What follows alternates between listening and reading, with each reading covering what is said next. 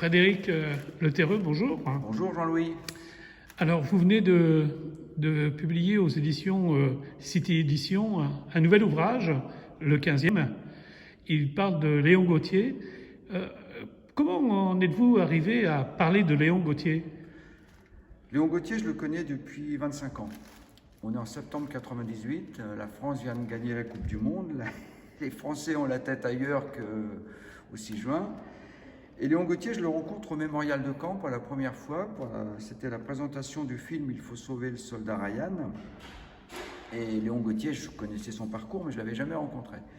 Et le hasard a fait qu'on s'est retrouvés ensemble à table, parce qu'après la conférence de presse, il y avait un repas qui était organisé au Mémorial. On était côte à côte, et on se met à discuter. Il me demande si je connaissais la marine. J'ai dit oui, un petit peu. J'ai fait 3 ans dans la marine nationale. Il me dit, mais tu ne pouvais pas le dire avant. Et là, le courant est tout de suite passé. On s'est retrouvés chez lui. Et c'était le début d'une série de rencontres très nombreuses. Et le hasard fait que maintenant, j'habite à Ouistreham, pas très loin de chez lui. Et rapidement, j'ai su qu'il fallait faire un livre sur ce monsieur, qui a un parcours absolument incroyable, mais qui est aussi empreint d'une très grande humilité. Alors, c'est quoi ce parcours, justement? Eh bien, ce parcours, Léon Gauthier, il est né en 1922, faites le compte, hein, il va sur sa 101e année, il a encore toute sa tête, il est très bien, il vit chez lui. Et il s'engage dans la marine au début de la guerre, en février 40, parce que, c'est ce qu'il raconte, il a été élevé dans un esprit permanent de patriotisme. Il est né 4 ans après la fin de la Première Guerre mondiale. Il n'y a pas une famille où il n'y a pas eu un blessé, un mort sur le front de 14-18. Il a été élevé dans cet esprit-là. Et malheureusement, comme il le dit clairement, la haine du Boche, la haine de l'Allemand.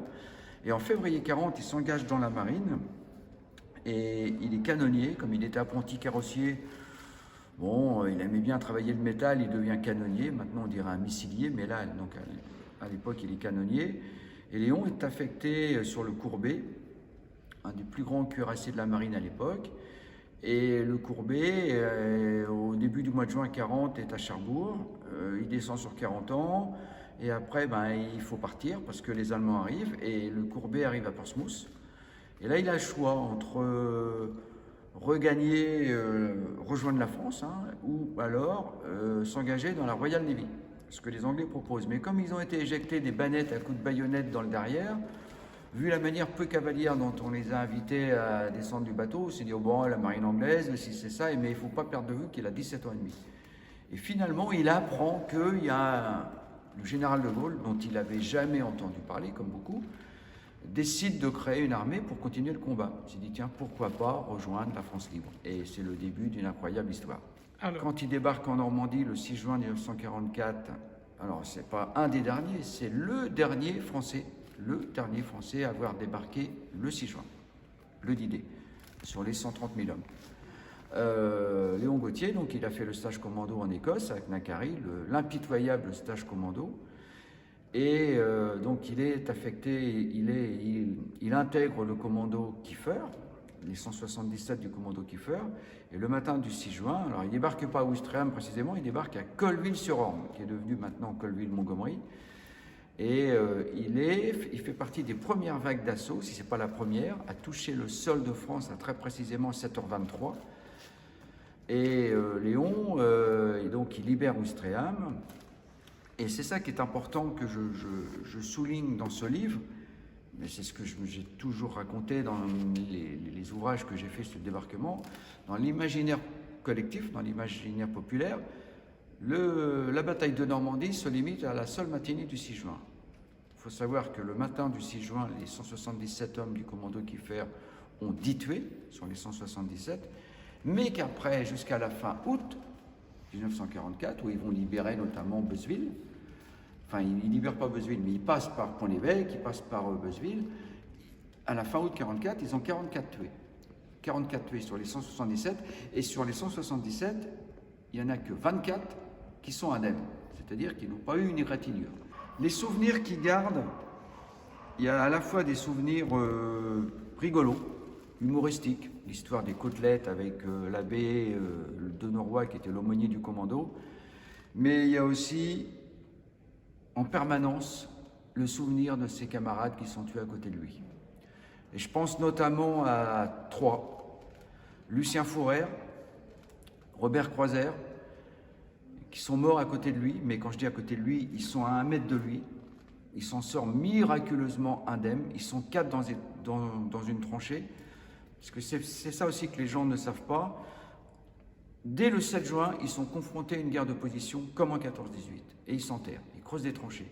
Ils sont 3 ou 4 par tranchée. Pourquoi 3 ou 4? Parce que s'il y a un obus qui tombe à côté, vaut mieux en tuer 3 ou 4 que 15. Voilà, c'est pour une question malheureusement donc mathématique. Ça, ce sont des souvenirs marquants pour cet ancien combattant. Et aujourd'hui, il a un rôle de perpétuer cette mémoire. Bien sûr. C'est un passeur de mémoire. Et c'est là que j'ai réussi à le convaincre parce qu'il ne voulait pas faire ce livre.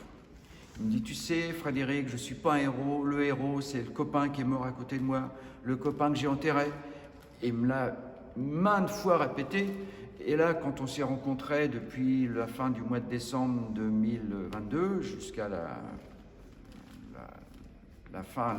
l'achèvement de ce livre, je ne lui ai pas fait redire parce que c'est très très lourd, mais moi il me l'a dit un nombre incalculable de fois depuis 25 ans. Tu sais, la première pelletée de terre que tu mets sur un copain qui est dans le fond du trou, celle-là tu l'oublies pas. Et à chaque fois il me le disait avec les larmes aux yeux et je voyais que ça lui tordait l'estomac.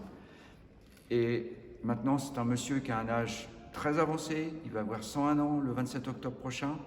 Et j'ai voulu lui épargner ça, mais j'ai tenu à ce que ce soit dans le livre parce que plusieurs fois il me l'a dit. Et c'est la raison pour laquelle il ne voulait pas faire ce livre parce que, voilà, il disait le héros c'est pas moi, c'est le copain qui est mort à côté de moi pour qu'on vive dans un monde libre. Donc c'est un livre que l'on peut trouver aux éditions City Éditions. City Éditions. Et qui sera disponible dans toutes les bonnes librairies, bien sûr. Même les petites, Jean-Louis, parce que voilà, on peut faire confiance à la maison d'édition pour là mettre un gros coup là-dessus. Il va y avoir une grosse mise en place. Alors, très grosse mise en place. À la veille des commémorations du 6 juin, c'est un livre qu'il faut avoir sur sa table de chevet? Oui, enfin, j'ai pas envie de dire aux gens, achetez-le, les gens ils font ce qu'ils veulent.